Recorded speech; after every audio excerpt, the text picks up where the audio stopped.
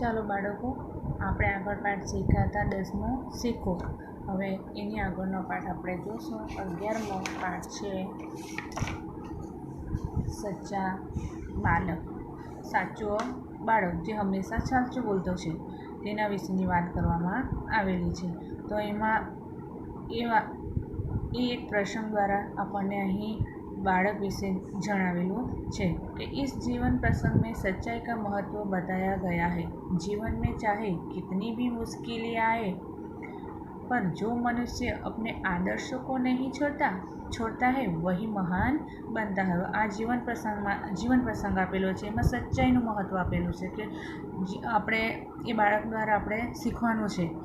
कहे छे कि जीवनमां જ્યારે પણ કોઈ પણ મુશ્કેલી આવે તો એ મુશ્કેલીમાં જે મનુષ્ય પોતાનો આદર્શોને નથી છોડતો તે જ મનુષ્ય મહાન બને છે. તો એ આપણે એક નાનકડા બાળક દ્વારા શીખવાનું છે કે બાળકો સત્યને ભગવાનનું રૂપ માનવામાં આવે છે. કે બધા ધર્મો આપણને શું શીખવે? સાચું બોલવાનો ઉપદેશ આપે છે. તો આ પાઠમાં પણ આપણે સાચું બોલનાર વ્યક્તિ, જે ડાકુ લૂંટારો છે, જે લૂંટફાટ કરે છે, મારી નાખે છે, એવા વ્યક્તિને સાચા માર્ગે લઈ જાય છે અને એક ભલો માણસ બનાવી દે છે. એ આપણે એક નાનકડા બાળક દ્વારા આપણે શીખવાનું છે. તો આપણે એ પાઠ પહેલાં આપણે જોઈશું. એક સમય કી बात थी, एक लंबा काफिला बगदाद की ओर जा रहा था. रास्ते में उस पर डाकू टूट पड़े और लूटमार करने लगे. उस काफिले में एक 9 वर्ष का बालक था. वह एक और चुपचाप खड़ा रहकर इस लूटमार को देख रहा था. तो एक समयની વાત છે. તો ઘણા પહેલા સમયની વાત કરવામાં આવેલી છે. એક લંબા કાફિલા એટલે કે યાત્રીઓનો સમૂહ, જે ઘણા યાત્રીઓનો સમૂહ. તો એક લંબા કાફિલા બગદાદ કી ઓર જા રહા હતા. એક મોટો કાફલો, યાત્રાઓનો સમૂહ તે બગદાદ તરફ જઈ રહ્યો હતો. રાસ્તે મેં ઉસ પર ડાકુ તૂટ પડે. એ લોકો જતા હોય છે તો રસ્તામાં ડાકુઓ આવી જાય છે અને એ ડાકુએ કાફિલો, જે યાત્રીઓ જતા હોય છે તેના પર હુમલો કરવા માંડે છે અને બધું લૂંટમાટ કરવા લાગી જાય છે. ઉસ કાફિલે મેં એક 9 વર્ષ કા બાલક થા. હવે એ કાફિલો હતો, તે કાફિલામાં એક 9 વર્ષનો બાળક હતો. એ બાળક એક બાજુ ચૂપચાપ ઊભો રહીને બધું જોઈ રહ્યો હતો. જે લૂંટમાટ કરી રહ્યા હતા લૂંટારુઓ, તેને જોઈ રહ્યો હતો. એક ડાકુ કી નજર ઉસ લડકે પે પડી. હવે એ લૂંટમાટ કરવાવાળા આવ્યા હતા, ઘણા બધા હોય છે, તેમાંથી એક ડાકુની નજર એ છોકરા ઉપર પડે છે. लड़के के पास आकर वो डाकू कड़क कर बोला, तेरे पास भी कुछ है? હવે છોકરો પાસ ઊભેલો હોય છે, ત્યાં ડાકુ આવે છે અને ડાકુ એને કડક એકદમ મોટા અવાજમાં કહેવા માંડે છે, કહે છે કે તારી પાસે કંઈ છે? લડકા, મેરે પાસ 40 અસરફિયા હે. અસરફિયા એટલે કે સોનાના સિક્કા. છોકરો કહે છે કે મારી પાસે 40 સોનાના સિક્કા છે. डाकू चकित होकर, क्या कहा? तेरे पास 40 अशरफियाँ है? डाकू एकदम ચોંકી જાય છે કે આ નાનકડા બાળક પાસે આટલા બધા સોનાના સિક્કા હોઈ શકે. તો કહે છે, ક્યાં કહા? તું શું કીધું? તેરે પાસ 40 અશરફિયા હે? તારી પાસે 40 બધા સોનાના સિક્કા છે? લડકા જી હા. ત્યારે છોકરો બોલે છે કે હા, મારી પાસે 40 અશરફિયા એટલે કે 40 સોનાના સિક્કા છે. डाकू लड़के का हाथ पकड़कर सरदार के पास ले गया. હવે જે લૂંટમાટ કરવા આવલા હોય છે તેમાં એક મોટો વડીલ, જે મેન માણસ કહેવાય ને, તે સરદાર કહેવાય તેને. તો તે જે એનો ડાકુનો સરદાર પાસે લઈ જાય છે. उसके पास उसने अपने सरदार से कहा, यह लड़का अपने पास 40 અશરફિયા बताता है. હવે પેલો ડાકુ એના સરદાર પાસે લઈ જાય છે અને કહે છે કે આ છોકરો એમ કહે છે કે મારી પાસે 40 સોનાના સિક્કા છે, એવું એ મને કહે છે. સરદાર લડકે સે, તેરી અશરફિયા કહા હે? સરદાર પૂછે છે છોકરાને કે ક્યાં છે તારી પાસે સોનાના સિક્કા? લડકે ને अपनी सदरी को फाड़कर उसमें छुपी અશરફિયા નિકાલી. હવે સદરી એટલે કે જાકેટ જે પહેરે તે છોકરાએ પોતાના શરીરને પોતાનું જાકેટ ફાડીને એમાં છુપાવેલા સોનાના સિક્કા बतावे छे। उन्होंने सरदार के सामने रखते हुए कहा, यह देखो। હવે એ પોતાના તે સરદારને એની સામે સોનાના સિક્કા બતાવે છે અને કહે છે કે આ જુઓ। सरदार आश्चर्य में लड़के, अशरफिया को इस प्रकार से रखने का उपाय तुमने किसने बताया? કહે છે। હવે પેલો સરદાર છે તે એકદમ વિચારમાં પડી જાય છે કે અને કહે છે કે છોકરા, તારી પાસે આ સોનાના સિક્કા આવી રીતે છુપાવવાનું તને કોણે શીખવ્યું હતું? लड़का, मेरी माँ ने इनको सदरी में अस्तर में सी दिया था जिससे किसी को पता न चले। કે છોકરો કે મારી માએ આ જેકેટ બનાવેલું તેમાં એક અસ્તર બનાવ્યું, એ અસ્તરની અંદર આ સિક્કા છુપાવી દીધા કે જેનાથી કોઈને ખબર ના પડે।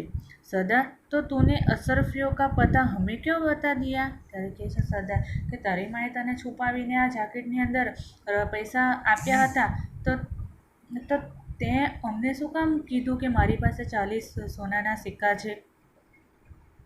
लड़का, मैं झूठ कैसे बोलता? मेरी माँ ने कहा था बेटा सदैव सच बोलना, झूठ बोलना પાપ હે। ત્યારે છોકરો કહે છે કે મેં જૂઠ કેસે બોલતા, હું જૂઠું કેવી રીતના બોલી શકું? મારી માએ તો હંમેશા મને કીધું હતું કે સાચું બેટા સदैव સચ બોલના, હંમેશા સાચું બોલવાનું, જૂઠ બોલના પાપ હે। જૂઠ બોલવું પાપ કહેવાય છે, એટલે હું જૂઠું કેવી રીતના બોલી શકું? એટલે હું હંમેશા સાચું બોલું છું।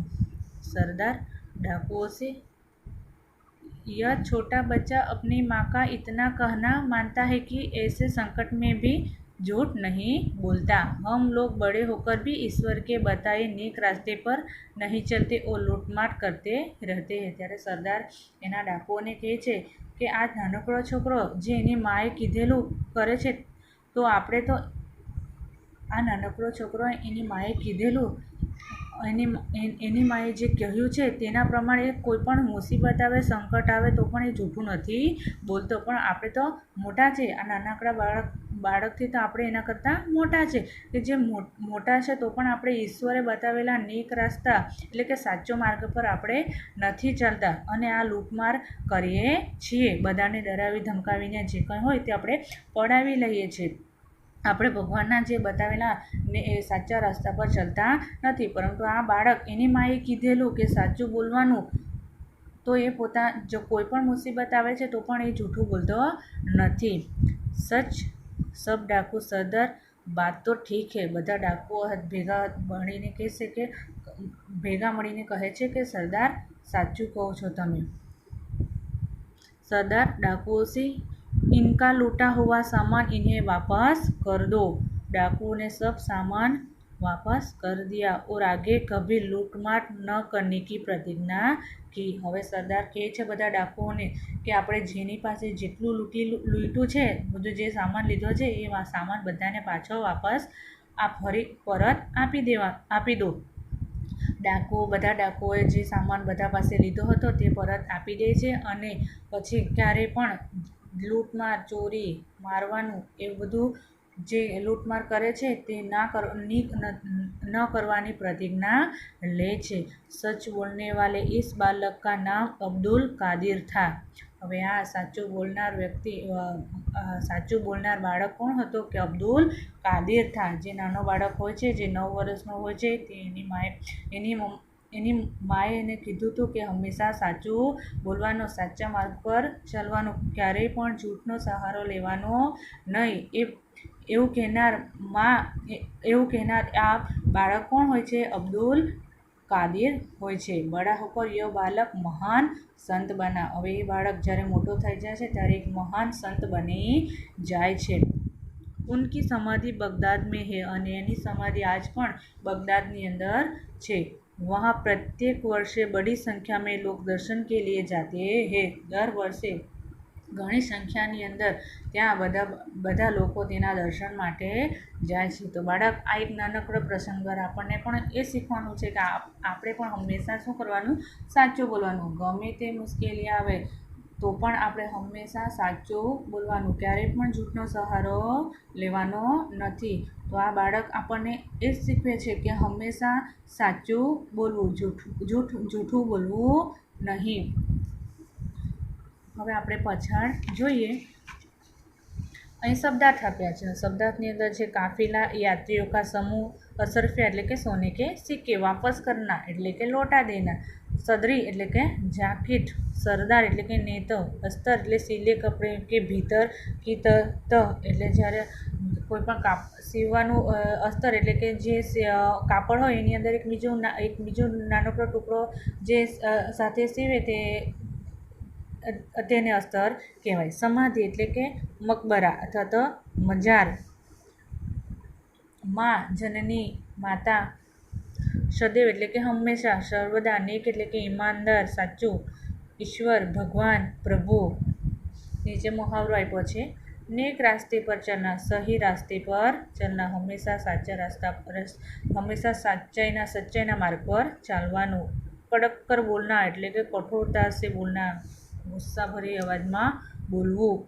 અભ્યાસ છે કે એસા ક્યો કહા, પઢિએ ઓર લિખિએ, આપ અબ્દુલ કાદર કી જગહ હોતે તો ક્યાં કરતે. એ પોતાના વિચારો અહીં વ્યક્ત કરવાના છે. નીચે પઢીએ ઓર સમજીએ. અહીંયા આપ્યું છે વિરોધી શબ્દ,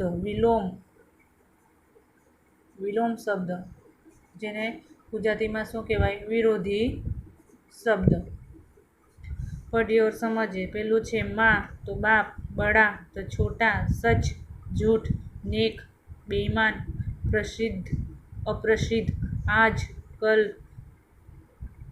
पास दूर. આ થયા આપણા વિરોધી શબ્દ. નીચે આપ્યું છે કે સચ્ચા બાલક કહાની કા કથન એવું લેખન કે જે તમારે પણ એવી એક સાચા બાળકની વાર્તા તમારે નોટબુકમાં સારા અક્ષરે લખવાની છે. હવે અહીંયા બાજુ પર આપ્યું છે પઢકર પ્રશ્ન કે ઉત્તર દીખીએ. હિન્દી દૈનિક પત્ર, અમદાવાદ, રવિવાર 28 અગસ્ત 2011. હવે અહીંયા એક દૈનિક પત્ર એટલે કે એક સમાચારનું આપ્યું છે કે વડોદરા में पहली बार गणेश जी की मिट्टी की प्रतिमा स्थापित. હવે વડોદરાની અંદર જ્યારે ગણેશ ચતુર્થી આવે છે ત્યારે ગણપતિની સ્થાપના કરે છે. તેમાં માટીની પ્રતિમા બનાવે છે ગણપતિની. તેના વિશે થોડુંક આપ્યું છે તે આપણે જોઈશું. તો વડોદરા उत्सव प्रिय नगरी वडोदरा में गणेश उत्सव के कुछ ही दिन से होने से शहर में छोटे मोटे युवक मंडलों द्वारा गणेश जी की प्रतिमा स्थापित करने के लिए तैयारियां शुरू कर दी गई है. ऐसे समय पर्यावरण तथा पीओपी के प्रतिबंध को ध्यान में रखकर शहर के राजमहल रोड स्थित ताड़फलिया सार्वजनिक युवक मंडल ने इस वर्ष पहली बार गणेश जी की मिट्टी की प्रतिमा स्थापित करने का निर्णय किया है. ताड़फलिया युवक मंडल द्वारा प्रथम बार 22 फुट ऊंची तथा 800 किलो वजन की विशालकाया गणेश जी की प्रतिमा बनाने का बड़ा बीड़ा उठाया है.